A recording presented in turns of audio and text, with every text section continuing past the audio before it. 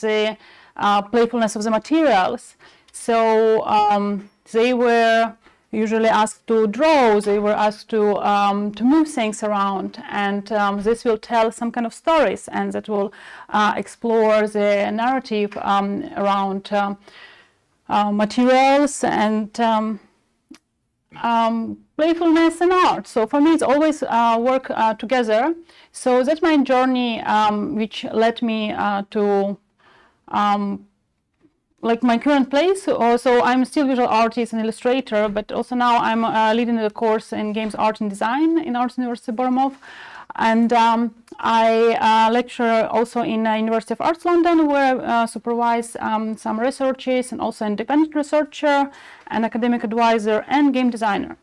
So here I will be mentioning about two games, just to give a perspective on my practice and understanding of the games. So this is a part of the PhD project I've done, which is called Exodus, a board game, which is telling a story of refugees exiting Egypt after slavery. So basically on my objective was to tell the story with a game, like with the least abstractive tool, like the most immersive story. So basically I wanted to tell story without telling it. So how game can, how player can experience the dynamic and the events which were there without direct introducing it. So that they were like different parts of the sea, like in the desert, and that was like quite abstract game, which was basically telling a story of exiting one place of struggle to some other place of promised hope, and all the challenging which are facing through. So all the design, game art, layout, all the elements were made by me. Other project I will mention now, it's a very recent one, which with I'm here in our shoes. So in collaboration with the Gamers Art Center and Leland Masik and Mark Maletsky and Yulia Lashuk were also consulting us in this project. So the aim is like to create methodology that build empathy for the refugee experience and highlight the complexities and the deceptions they face. So basically to shift the perception of the refugee from pity to respect, understanding their struggles and living it through card game and like LARP experience basically. So where players need to make a choice, what kind of decisions they make being allocated in either family or different other social setup, where they need to make life-changing decisions. So moving to games art topic and how I see it from theoretical point of view, and we will be talking about this today. I see game well beyond as entertainment. It's a tool, it's a language we use to communicate. But what do we communicate? What is a message? What is a narrative? So I will refer to the Schiller's quote, slightly rephrased, but the one which is telling the one is never more oneself than when at play. So meaning that basically coming back to our nature, we can go, we can find this journey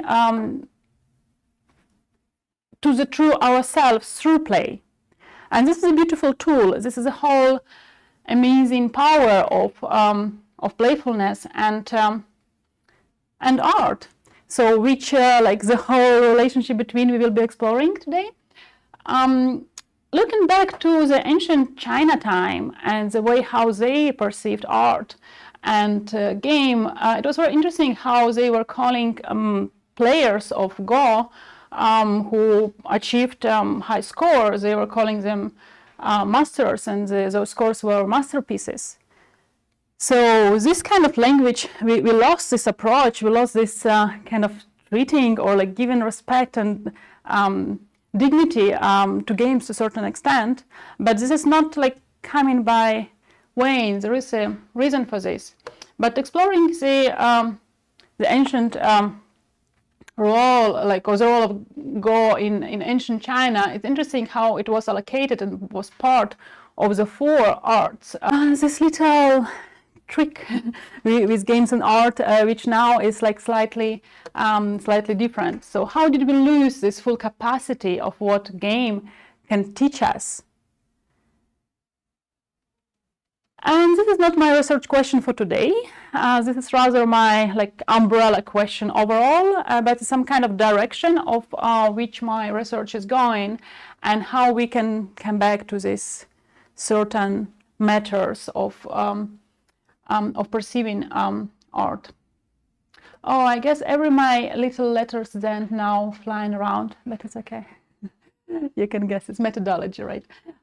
So the methodology is quite simple in a way. So I wanted like to put it in some kind of structure and understanding how to put it together. So I've chosen 2 books. Yeah, you know, like our Johann Huizinga, Homo Ludens, like classics, which I couldn't avoid mentioning here, from 1938, but also like referring to the recent publication by Alina Potemska. So my research started about like 2018, so when I was doing like PhD, like middle time of it, so I was reaching to those books. So some of them are in Polish because the studies I've done was in Poland. So with my like casual translations, that would be aesthetics versus art, but in Polish it's estetyka versus kontrasztuka. So those books will be a ground for me for the research, and basically we compare here 2 things, what is play and art.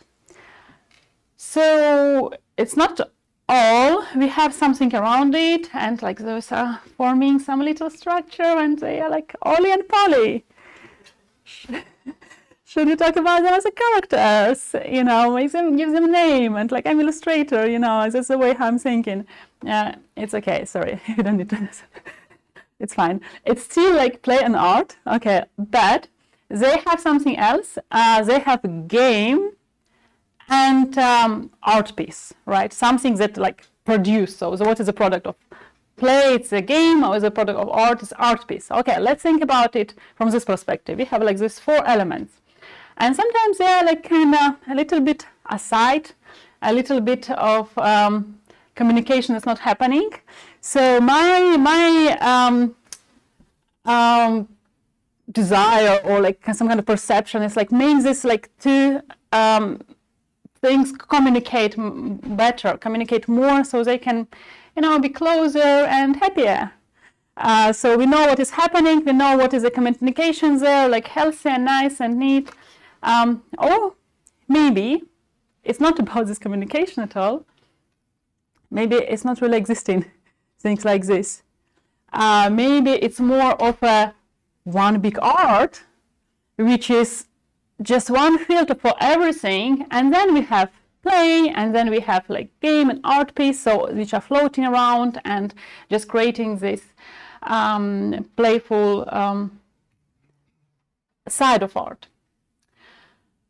But as I mentioned Huizinga, he believed that culture was born and developed through play, and he was saying that actually art is a form of play. So therefore game he considered as a more basic form of existence that physically necessary for humans that always been existed. But in fact, it's a play which is supreme.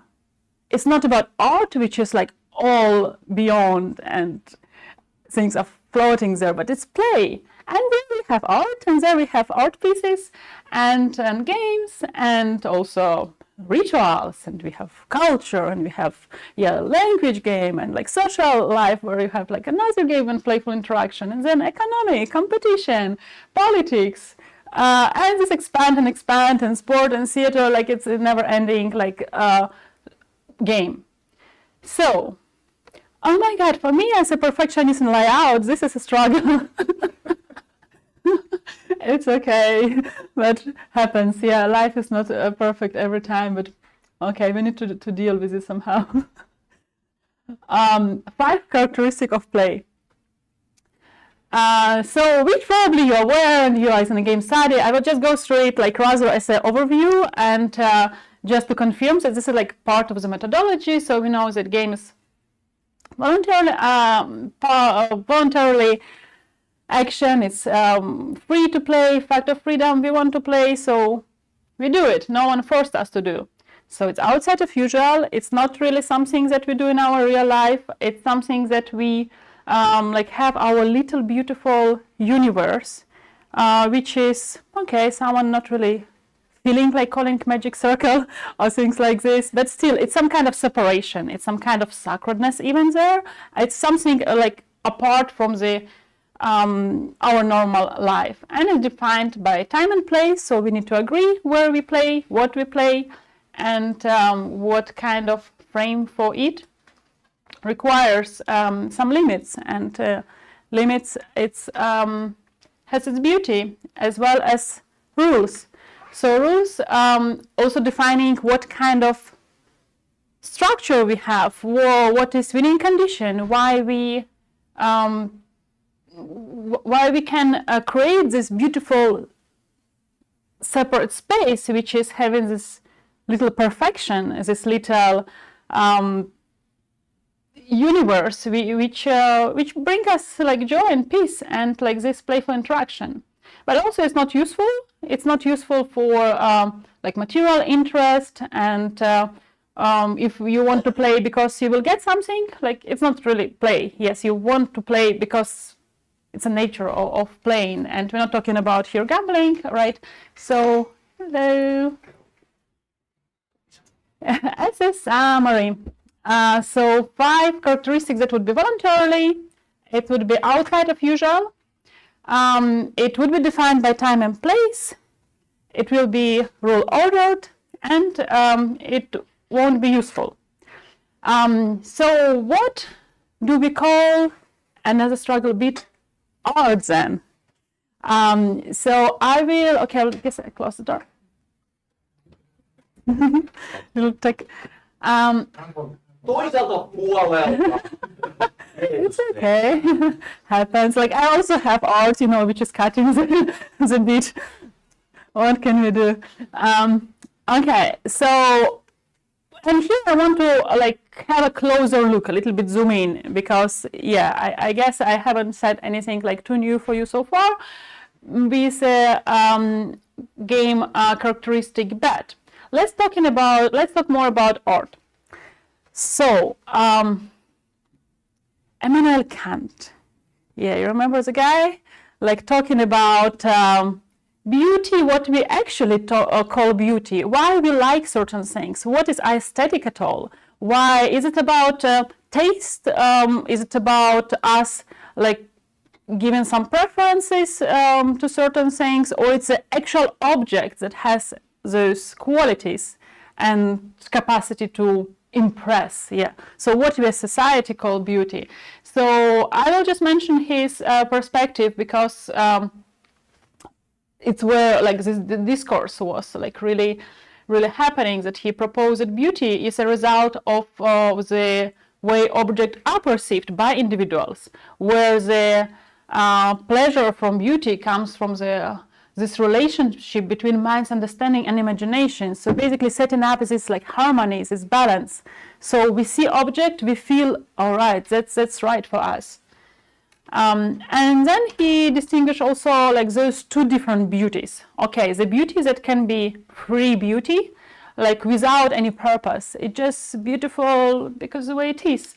But also like this dependent beauty, which would be like rather having a specific function, like the way how we have applied art, for example. So we sit on a beautiful chair, but also it feels beautiful, and like it's serve a purpose. It's like makes sense altogether. So it has this beauty in a function, and the way how it feels and looks.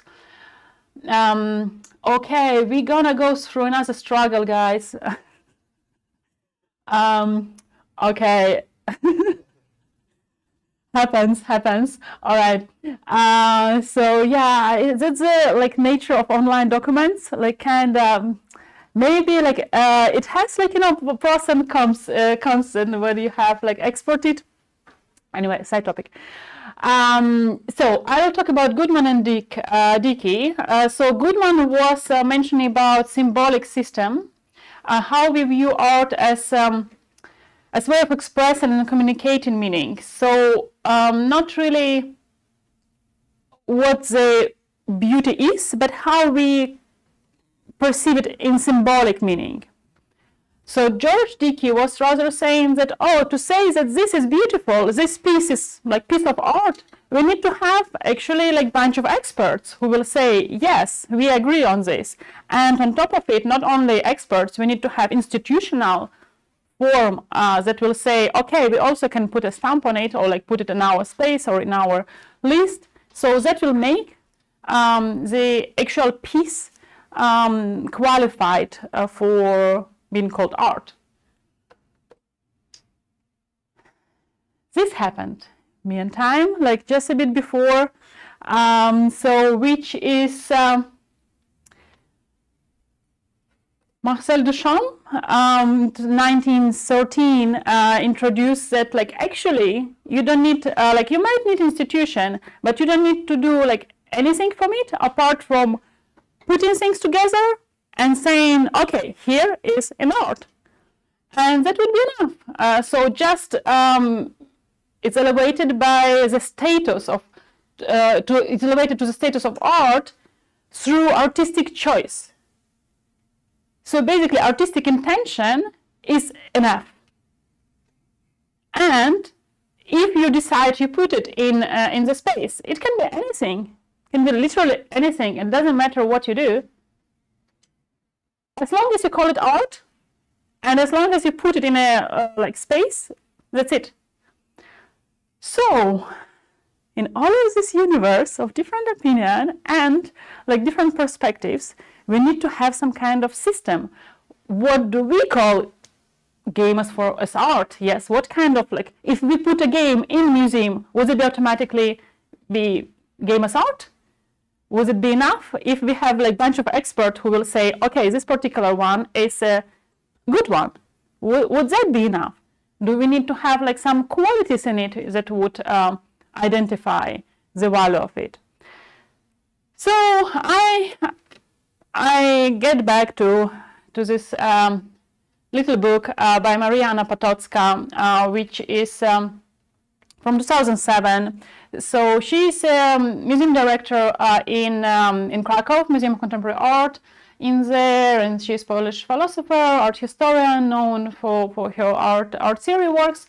So she was introducing the relationship between art and like from a critical perspective, meaning that when art challenge some status quo, some boundaries, so not only like aesthetic beauty as such, but some kind of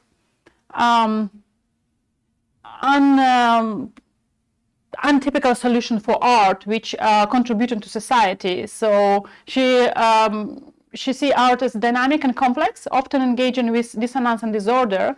So while Kant was rather focusing on this ideal, like harmonizing beauty kind of perception.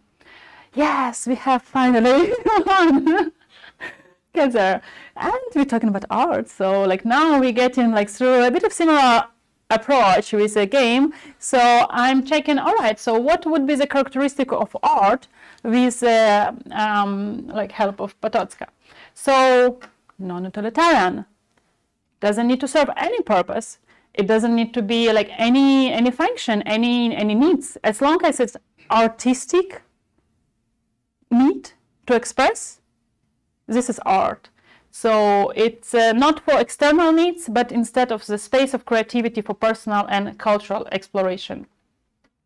Also it's independent, so we don't talk about like commission here. It's in art activity and like any other design activity, and like again it would be like slightly different for applied art.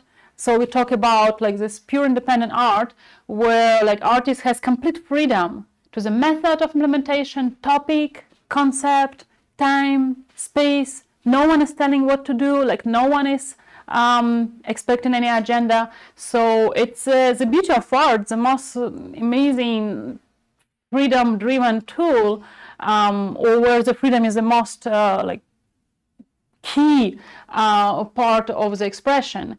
So it's not bound by external pressure needs. Art exists self-sufficiently, following its own rules and logic. It doesn't need to serve any specific societal or practical goals.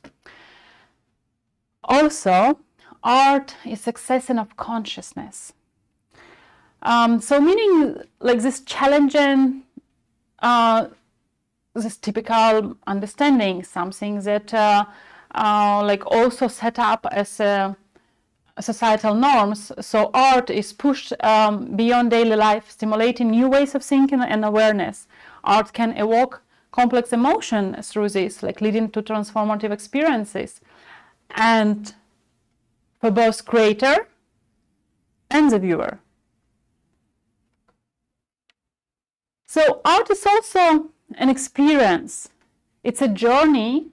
It's an interactive and dynamic experience. And even like I was trying to like escape from my flat images like through interaction, but basically like it's also like even the image is flat, it has a power to interact, to invite in this like relationship with this art, like to have this journey, to have this immersive process where meaning evolves, and to like bring into understanding some kind of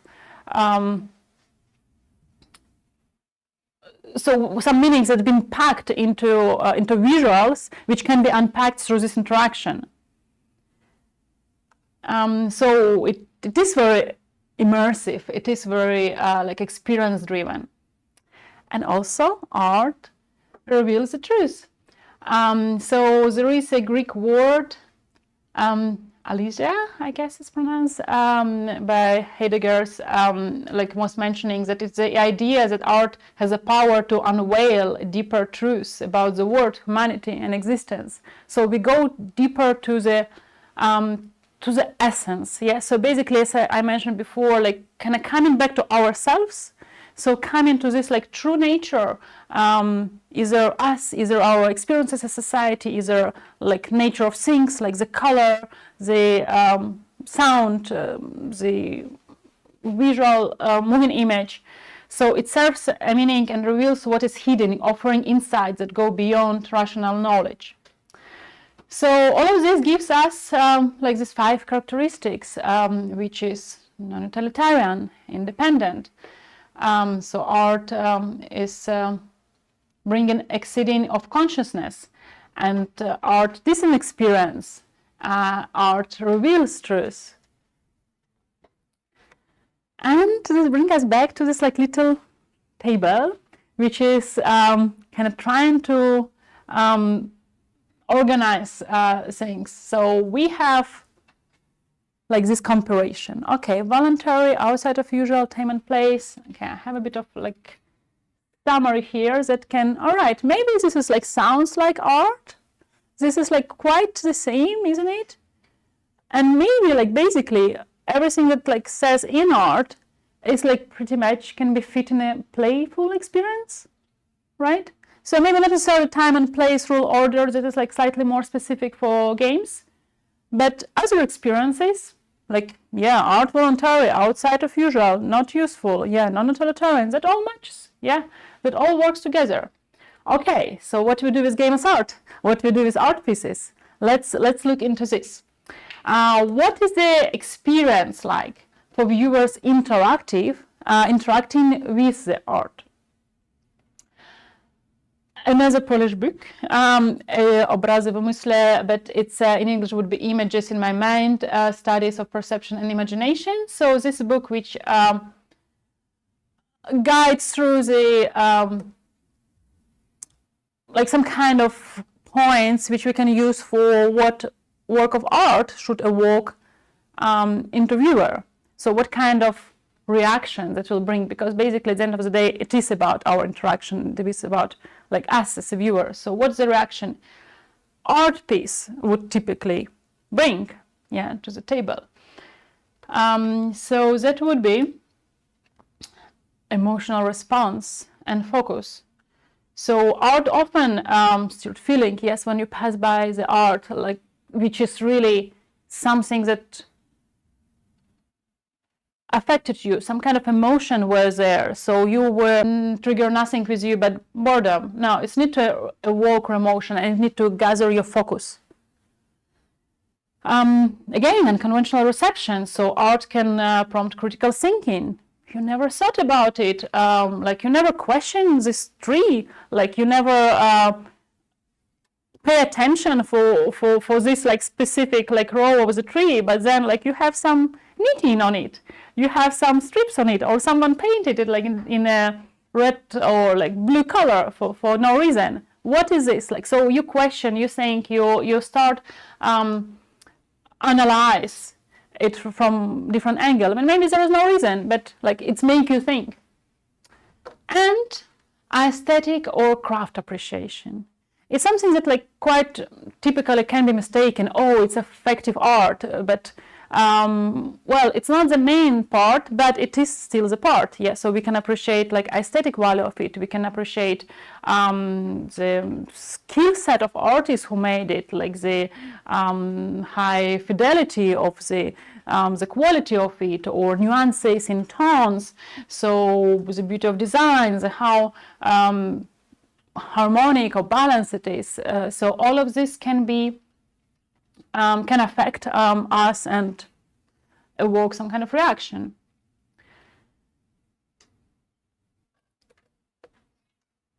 Mark Rothko, he's a very special one for me. I'll just share a little bit of my maybe personal reflection, because I've been following his artwork in museums all around the world, and for me, like, if to give you an example of the most striking experience I had with art, that would be it.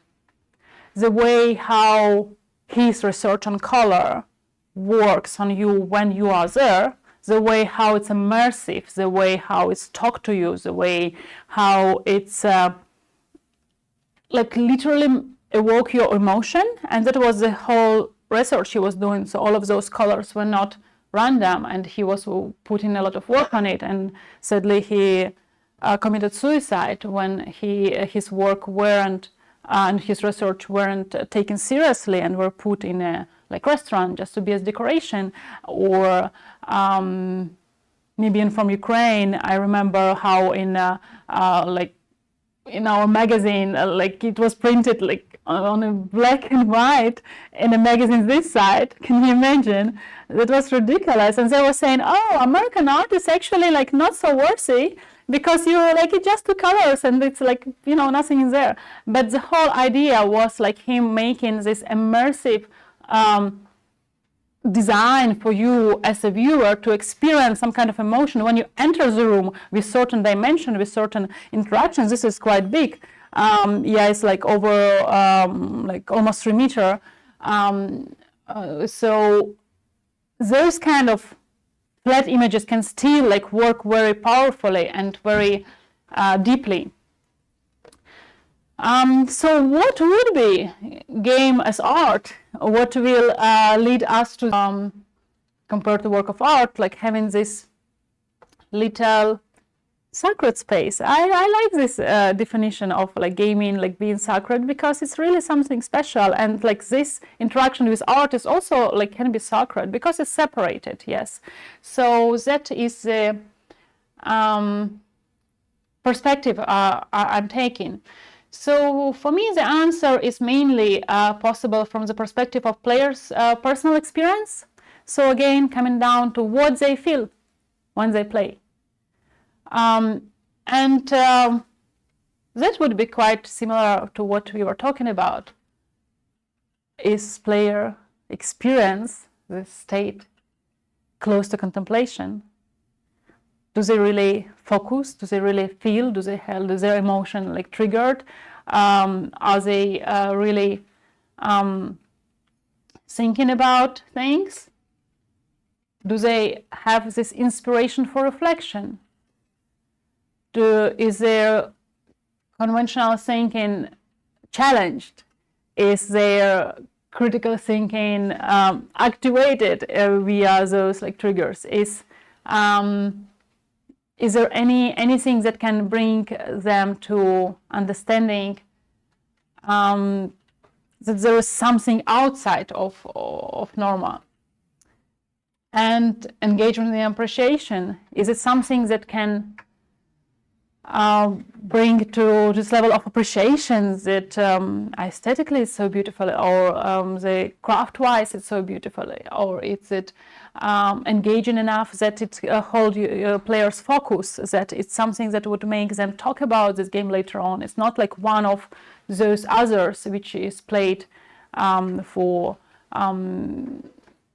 entertainment, but it's something that like make them think and feel and like gather their focus and process their thinking on a level that it's really outside of something they experienced before. And unfortunately, there is no simple answers. So even calling it practical, maybe it's not like practical enough, but it's the best we can do so far. Like and the best what like I can define with like with this little journey I had. But we can just fill out this like little table we have, and to summarize that. Okay, so the game of art, like we need like state close to contemplation, we need inspiration for reflection and engagement and appreciation from player to call game being artistic.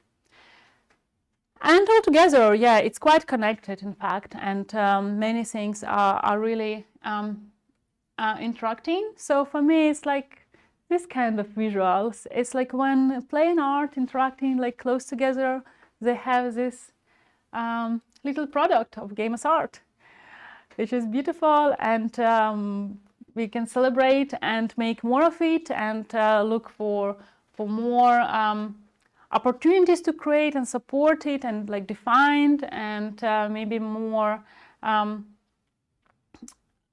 believing in the power of it, despite the challenges, and even for me working with a student who are focused on AAA production and have all the skill set to do it, like challenges around the future, which is waiting for them, making me think like how much they're missing out maybe on some kind of opportunities to create some artistic games, if they not enough thinking of the potential of it, or maybe like we are as a research and studies, like I still like just going there. Yeah, so I believe in future we will have more of potential in it. So as a conclusion, here I would say that game by definition doesn't have to be art, but it can be art and it can close to it. The game, like critical art, can become a subject of reflection, discussion, analysis. And game can be a source of emotional experiences and existential reflection, similar to those brought by contact with art. So that would be it from me. Here is my little contact detail card. So if you have any question, I will be happy to discuss.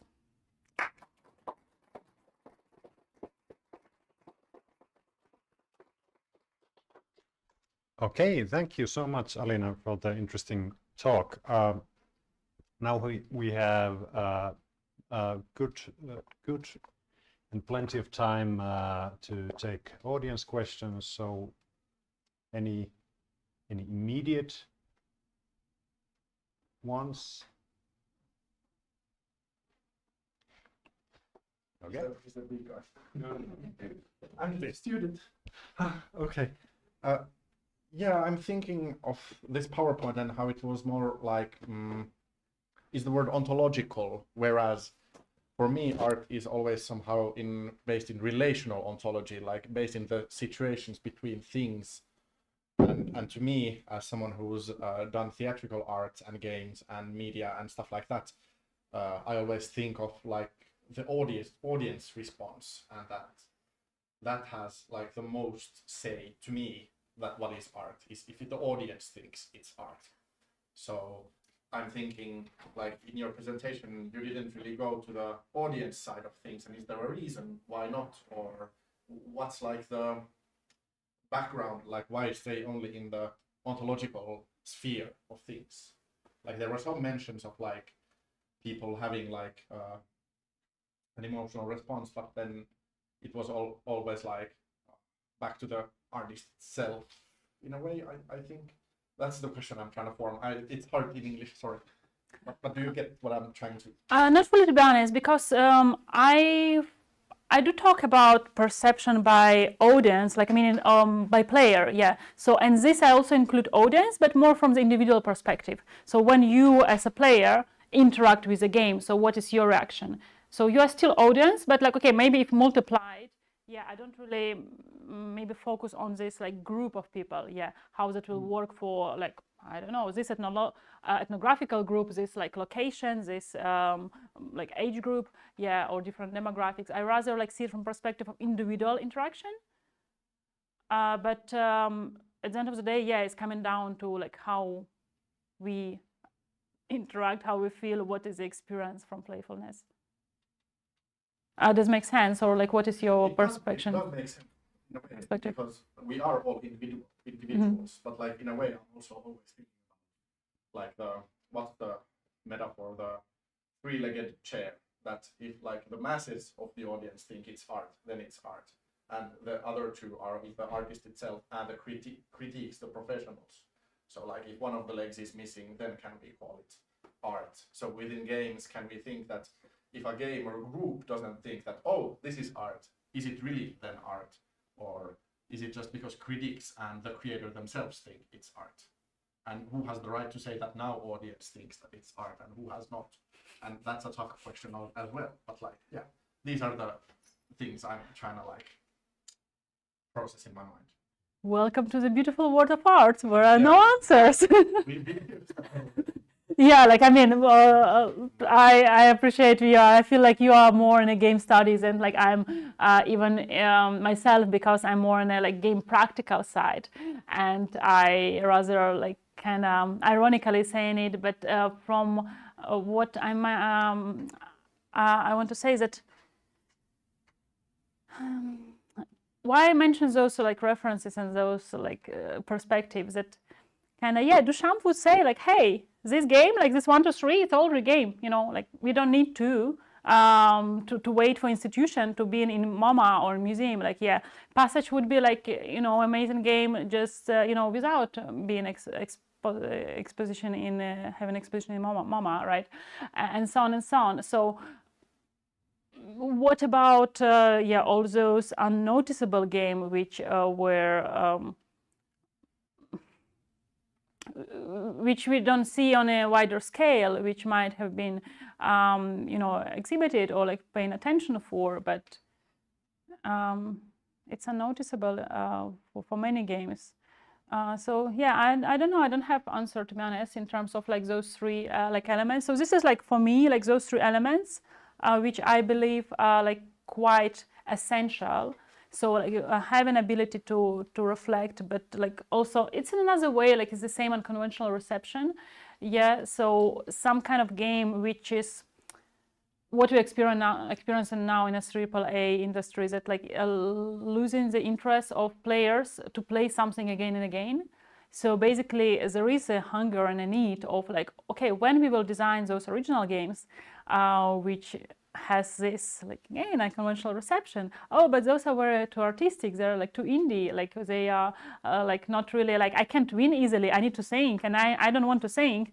And so all right, so you are going to this like entertaining side, it's fine, but it's not really, you know, this like artistic challenging frame where you have this closed state of state close to contemplation. Sorry, it takes effort. Yes, like to process information, to understand, to feel. It's like meditation in a way. Yes, so you need to switch off. You need to put your phone aside. You need to put like your conversation aside. Oh, you can play like shooters, you know, having conversation here and like doing a couple of things, maybe being on a meeting meantime. But you can do it like with artistic game, where it's your mind is required to be there, present, and think, reflect on it, and also like somehow appreciate it, like feel this emotional reflection on it.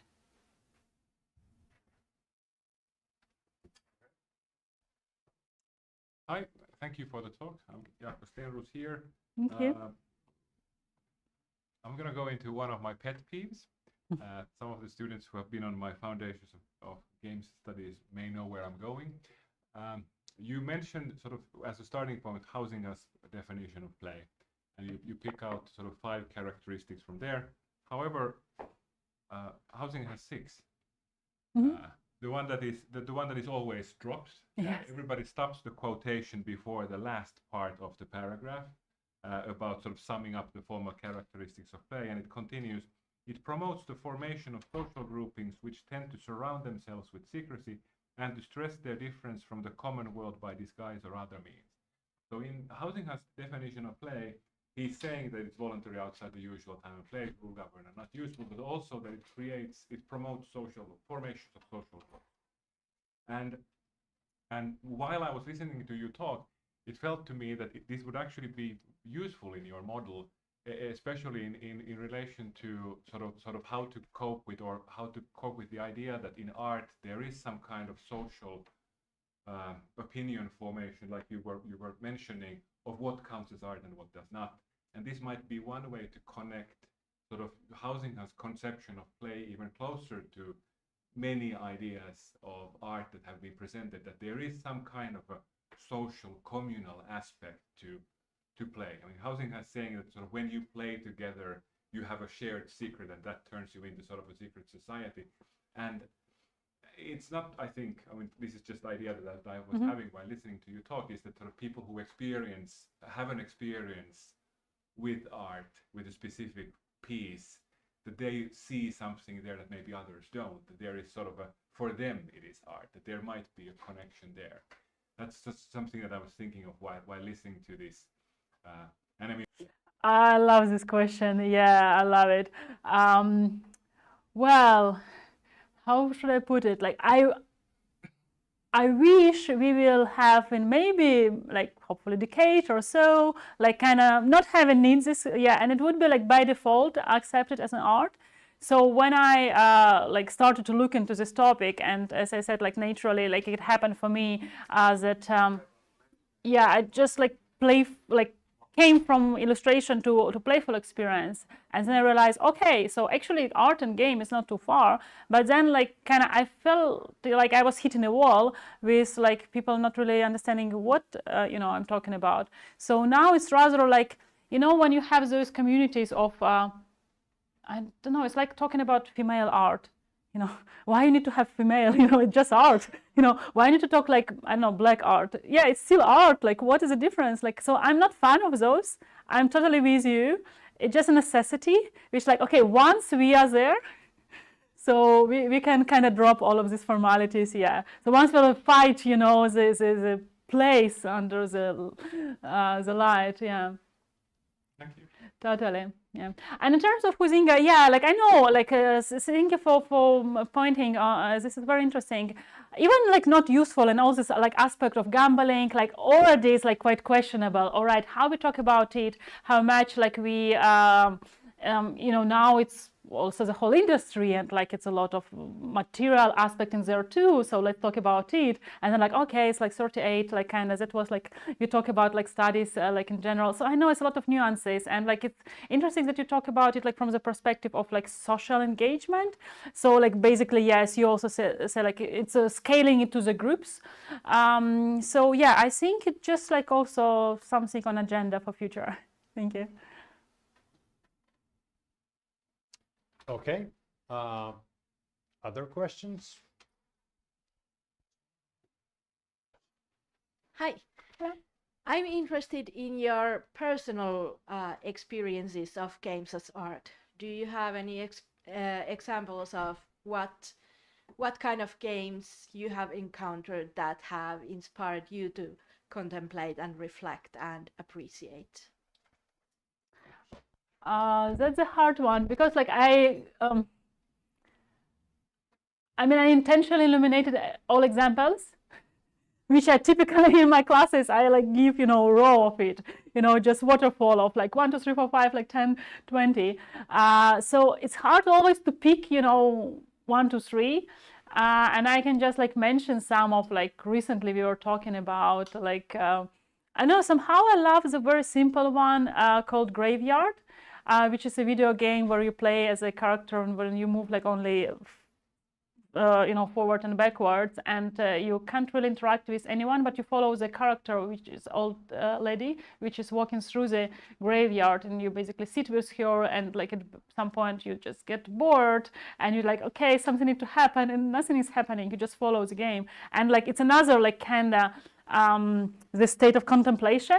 So no, you want like, maybe you need to answer your message. No, like please follow. You need to be here. You need to like put your attention here. And then you are like coming to the understanding that like actually it's how like many of elderly people are living their life. They're sitting in their like bench, like maybe in this setup, in the gray setup, and like some conversation happening in your mind. And then she sits there like, and then she stands and she walks away. So nothing is happening there. But then like it's maybe like triggering, and like, okay, I have inspiration for reflections there. Yeah, I have the state of contemplation. I have the appreciation of the like aesthetics there, beautiful arts there. Like I have this engagement of like, okay, it just like what will happen? Every time I have this question, yes, so okay, now something should happen, and it's never happening. And she's leaving, and then like kind of, okay, what did just happen? And you left with a question, and like what actually need to happen? It's now you going outside and maybe saying hello to some elderly person. I know it's different for different cultures, and but overall like interaction with like people who are outside of like social normal circles and maybe like experiencing lonely, and that would like also relate to other people from other social groups and demographic groups.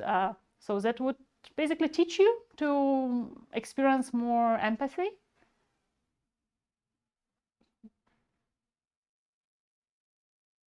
And I think you mentioned at least some games during your presentation, like Passage. So, yeah. Yeah. Often mentioned as an example of in this context. I can mention a couple of like others we were talking about, like even on Monday, like in here on the well-being and playfulness classes, we were talking about See You Later, the game which is designed occasion of like the theme was related to the terrorist attack happened in Manchester in 2017, and game designer lost his younger brother in this attack, and he was trying to reflect on the event, constantly going through what ifism. So that younger brother died. But this, like talking about players and artists interaction, and artist and viewer or versus player perception, this work like both ways. So on the one hand, it can be reliving experiences, reliving experience for player to play the game, and also understand that like actually sometimes we don't have power like to change the situation. We just need to accept things, and that like only our power.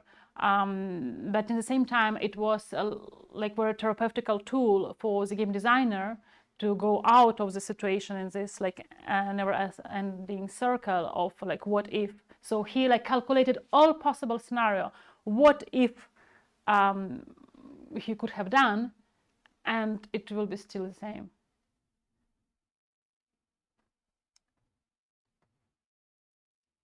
Okay. If there are no more questions, let's give a last round of applause.